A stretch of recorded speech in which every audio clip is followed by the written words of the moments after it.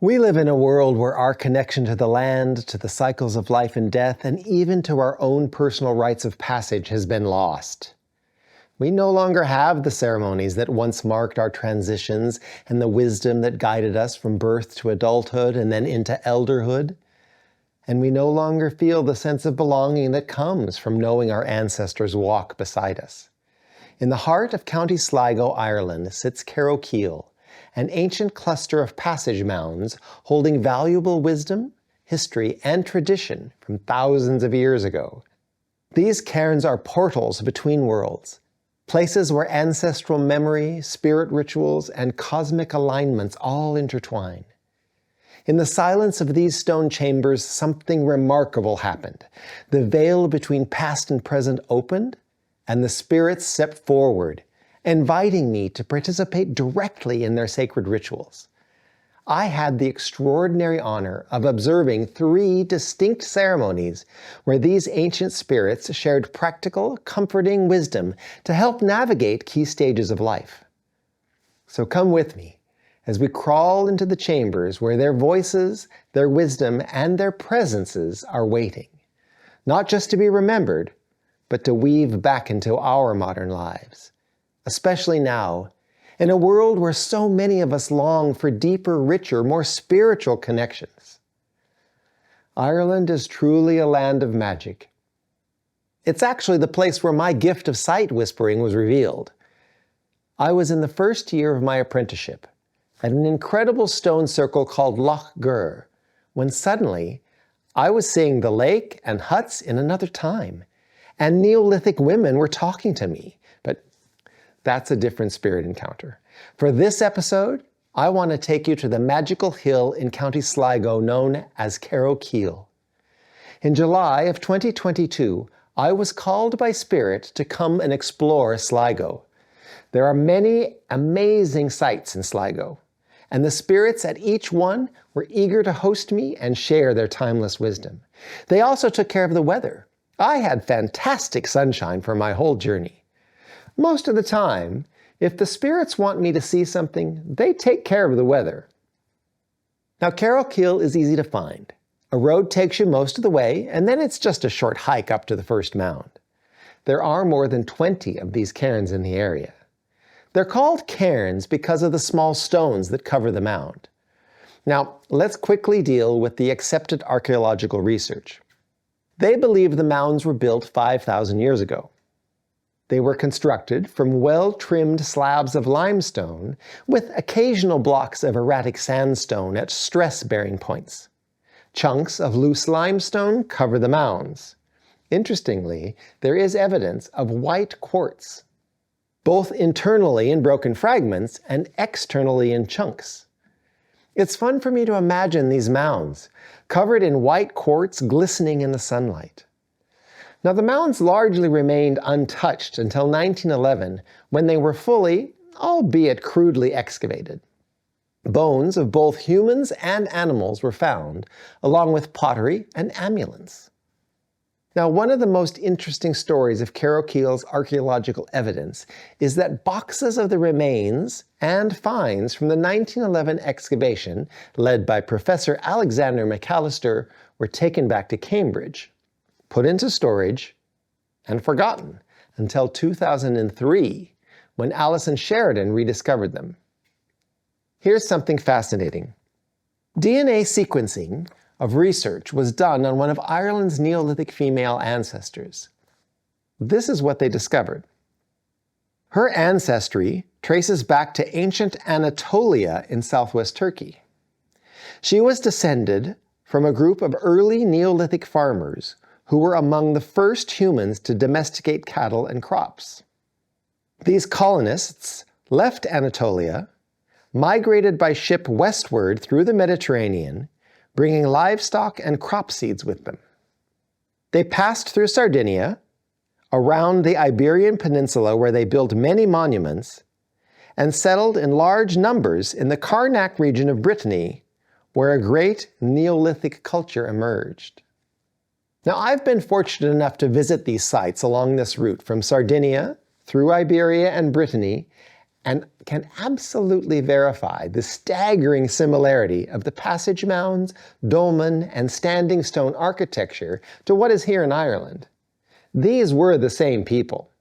Okay, let's go back to my spirit encounter here at Carrowkeel. I arrived in the morning and was able to spend the whole day here.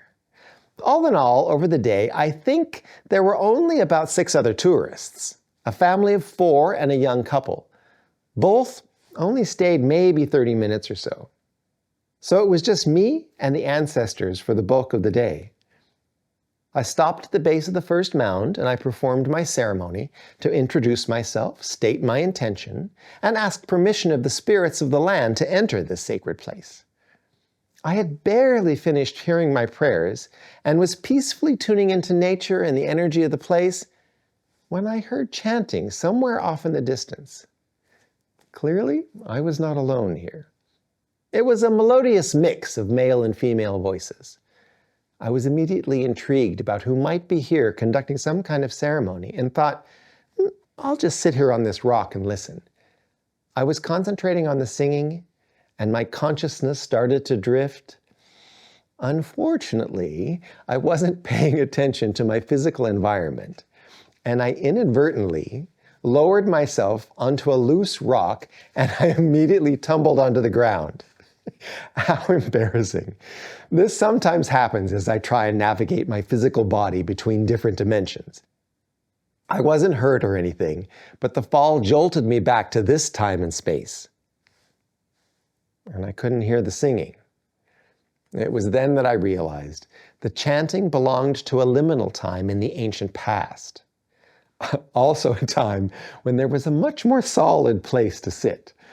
I love having a laugh when I'm at sacred sites. It humbles me.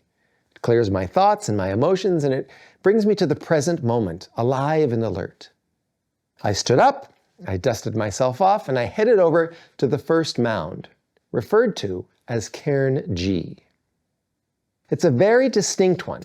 It has a unique entrance feature known in architectural parlance as a letterbox. You might know of the famous east-facing letterbox at Newgrange that aligns to the sunrise on the winter solstice. But this one faces west and aligns to the sunset on the summer solstice. The letterbox opening admits a beam of light to enter the chamber of Cairn G from the setting sun over several weeks on either side of midsummer. Our ancestors would have also observed the summer solstice sun setting over the top of a spectacular cairn on top of Dewmore Mountain on the western horizon. The alignment of this chamber is also oriented directly to the setting extreme lunar standstill, which happens only once every 18.6 years. This was indeed a ritual landscape with many uses. I believe that it was the rituals and ceremonies at these places that continually renewed the bond of relationship between people, nature, and the cosmos for our ancestors for thousands of years. So, Cairn G was the source of the singing. I sat outside the entrance for a while as I tuned my sight whispering to the time of these Neolithic ancestors. The chanting was back. I crouched down to peer in the entryway. There was a tiny ritual fire and a group of 6 spirits singing and moving around in a tight circle. Instead of feeling like an intrusive spirit, I felt welcomed and invited. So I made my way inside. The central chamber was surprisingly tall, about 3 meters. The internal architecture is very impressive. And I know that somehow it is the energy of these stone walls that holds the memory of the ritual that I'm witnessing. 3 men and 3 women are conducting some sort of ritual. They paused their ceremony and all looked at me. They looked at each other, closed their eyes, nodded their heads acknowledging my presence, and returned to their ritual. As they took up the chant again, they performed a very specific choreography, exchanging places and then spinning around.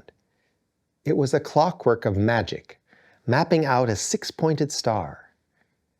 In look and feel, these spirits were similar to what I commonly experience. But here inside Cairn G, I also saw some other fainter spirits, maybe in a slightly different dimension, sitting or kneeling in each of the 3 small side chambers. I think I was seeing ancestors of these dancing spirits. I couldn't make out distinct faces or clothing, just an energetic outline. It's kind of hard to describe. They were more like fields of energy. And in the small chamber to the right of the entrance, there was only one of these ancestor energy forms, so I tucked myself inside. I barely sat down when the chanting ended, and the spirits in the central chamber placed bowls and flowers at the entrances of the small adjacent chambers, extinguished the little fire, and exited. I made a telepathic connection with my chambermate and asked about the ritual that I'd witnessed. She explained that the people were bringing in the first harvest. That's what was in the bowls. They brought those in as an offering to all the ancestors and spirits in order to share the harvest and give thanks for the wisdom of nature. They were singing a chant of all the things they were grateful for in this place at this time. They were also reciting the names of all of their ancestors, many of whom never made it to this place but are still remembered. The dance renews the pattern of the agricultural cycle. Now, I apologize. I didn't write down what the 6 parts of their agricultural cycle were. Sorry. We chatted for a while, and I learned that these 6 spirits were only a couple generations from the ones who actually constructed these mounds. There was a lot more information shared, but I'll leave the spirit encounter of Cairns here because I want to take you to the other 2 mounds. The next mound, Cairn H, was a tight squeeze to get in. The layout of the interior was completely different. It also aligned to the summer solstice sunset, but it only has one long 7-meter passage with a slight bend. There's no tall central chamber. The maximum height was only about 1 meter. Once inside, I experienced a sensation of incredibly clear and clean energy flowing through the passage. It was as though the passage and I were being cleansed by a river of positive ions. This strong energy also seemed to be flowing through the floor of the chamber. I rolled onto my back, relaxed, and softened my consciousness to just be present in this place. Without trying to pick up any particular frequency of time, I began to feel the power of this mound. I felt myself sort of sink into the floor and dissolve into this kind of river of energy. This was a healing chamber. This energetic river pulled any dis-ease or negative emotions to the back of the chamber and down into the earth. It was a powerful feeling. I lay there for quite a long time, enjoying the feeling of negative energy and old karma being filtered out of me. When the healing sensations ended, I suddenly felt cool air come in from the entrance. My consciousness slowly returned to this time. I took some full, deep breaths, reoriented myself, and I crawled out. Just as I emerged, to my right, I saw the spirit of a young man standing with a shallow bowl. He asked me how the healing went. It was his first time witnessing a spirit, meaning me, have a healing in the chamber. He offered me the bowl and asked if I wanted to complete the ritual with rinsing with the water. Again, here's the difference between how I experience them and how they experience me. While I could see the bowl in the water, I was not able to touch or feel it. Well, he noticed this, and he put his hand in and he splashed the water in my direction. Here's a field recording of what he said about this chamber. But it was to clear the body, if it was the dead person, to clear the karma, to clear all the misdeeds, to purify the body. But you could do that yourself if you had committed, if you needed absolution, kind of if you'd done things and you needed to be cleared, you could come in here and think about those things and release them into this chamber, because it faces the monitor stone is directly east of this chamber. He also explained that each morning, as the sun comes up, activating the quartz on the back of the mound, whatever was left inside this chamber is dissolved. I asked him to tell me more about what he referred to as the monitor stone. He escorted me around to the back of the mound, and I saw it. A big, powerful stone. I think it's what geologists refer to as a glacial erratic. At any rate, it is directly due east of the passage, and there's a very strong energy line that runs from the mound to this stone. I've saved the best spirit encounter for the last. Carrowkeel, what I call the mound of ancestral wisdom. Or at least that's what I experienced there.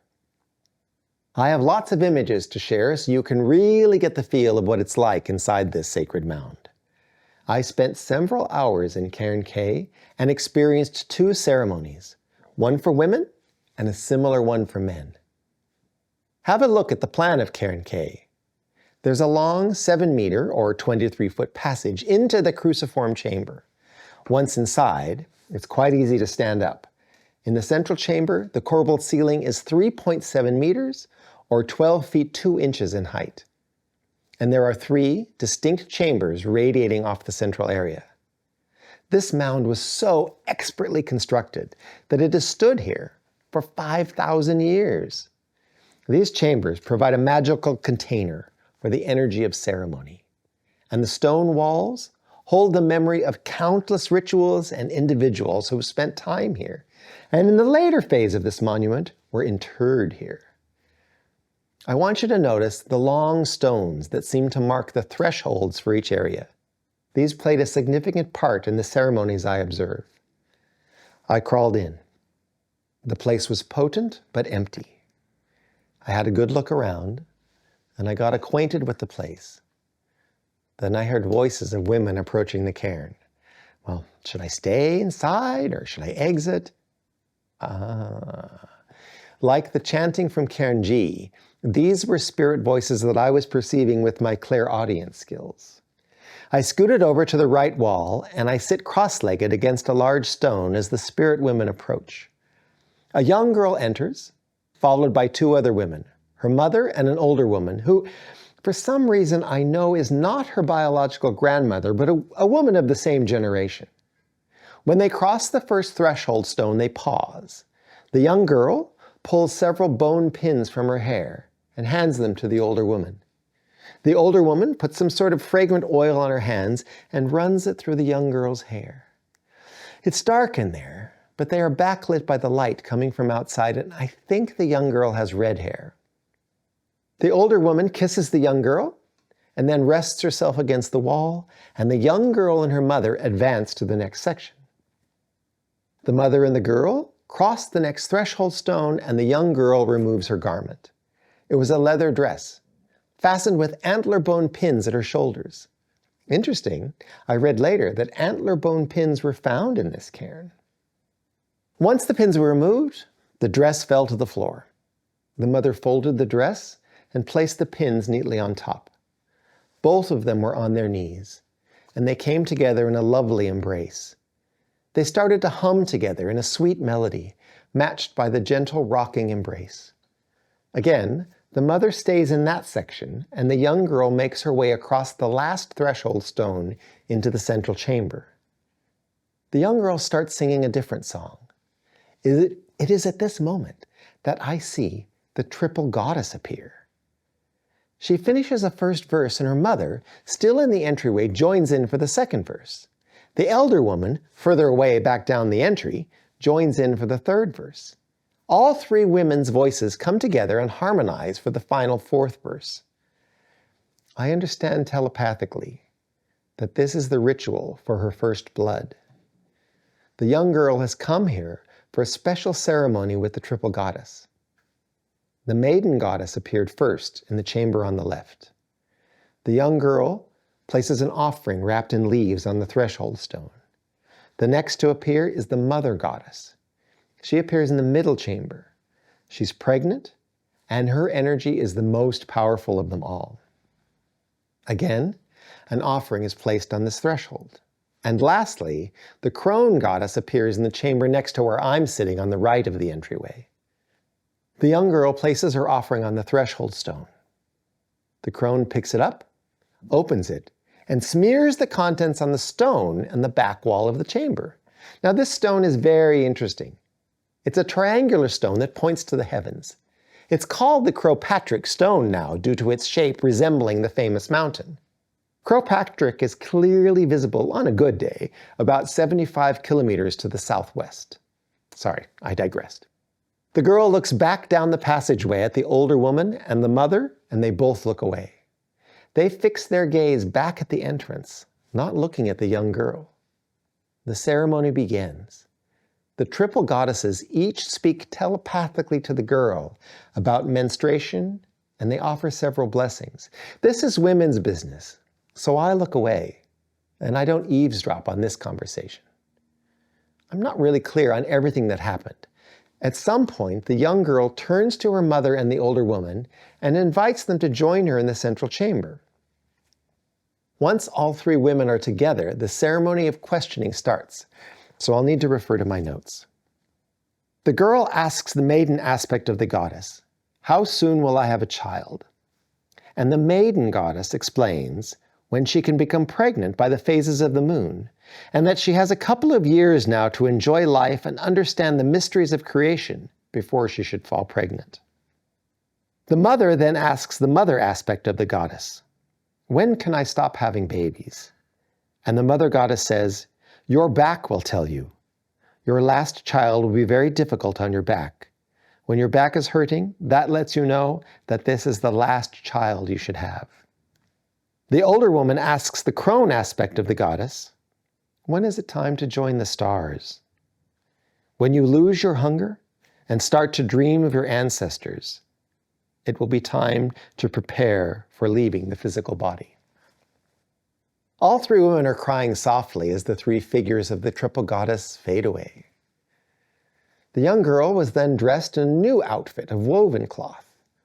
There was a top cloth that wrapped around her torso, under the arms and across her breasts. It was tied in a knot in front of her left arm. A second cloth was wrapped sarong style around her hips.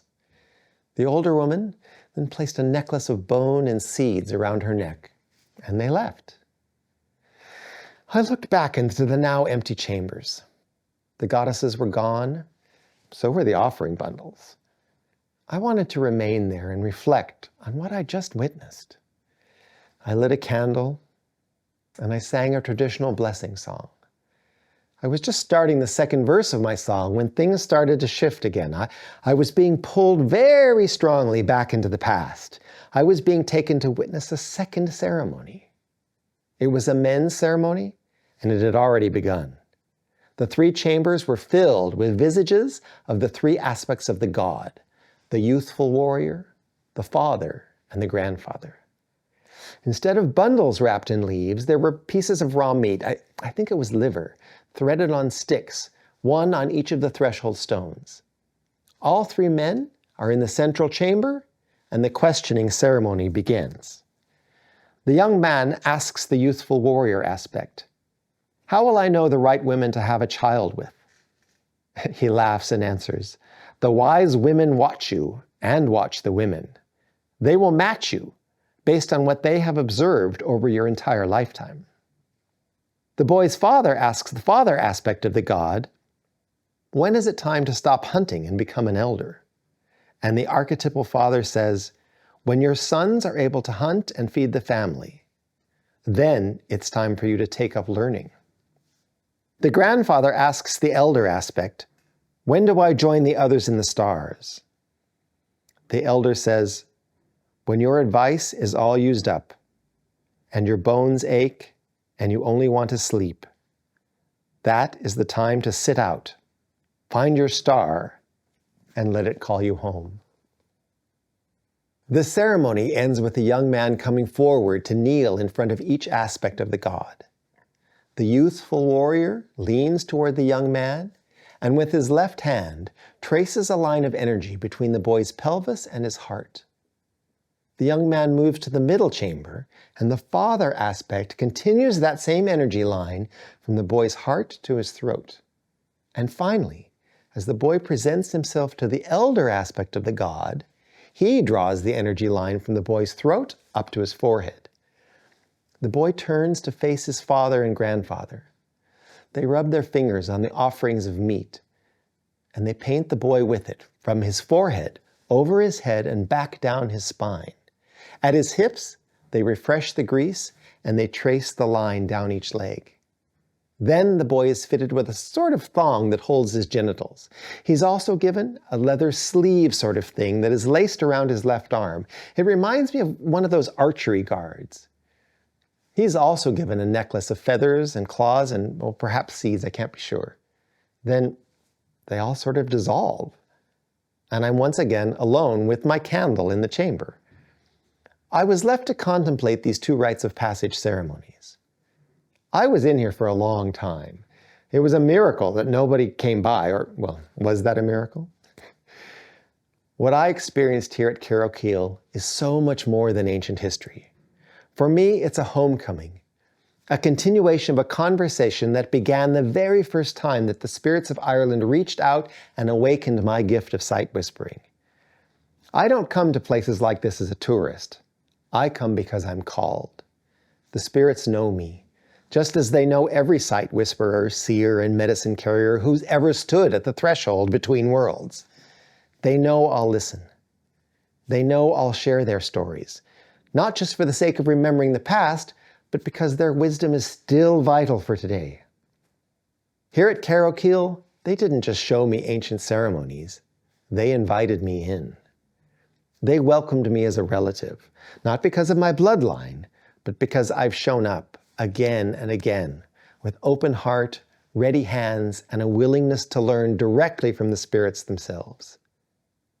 What they revealed here, the ceremonies for first blood, the sacred healing, and the guidance as we step into adulthood to prepare to return to the stars, these aren't abstract rituals for a forgotten time. They are the threads that hold life together, weaving every generation into the next, binding the living and the dead in a shared promise to remember and honor each other. And right now, so many of us are adrift because those threads have been cut. We've lost the ceremonies that guide us through life's biggest changes. We've lost the sense that the land itself remembers us, and that our ancestors are more than names on a page. They are present, waiting to be called back into relationship. The spirits showed me these things, not just for my own understanding, but so that I could bring them to you. Because the truth is, you don't need to be a sight whisperer to rebuild this connection. You only need to start the conversation. Stand on the earth and greet the land beneath your feet. Speak the names of your ancestors, even if you only know one or two. Light a candle and thank the spirits who held your family line together even through the hardest times. These small acts, they matter.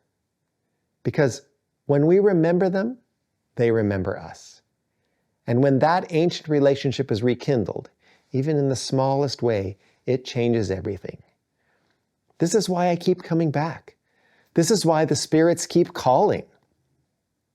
And this is why I want you to stay with me as we walk this path together, from site to site, ceremony to ceremony, remembering the old ways and bringing balance back into our lives.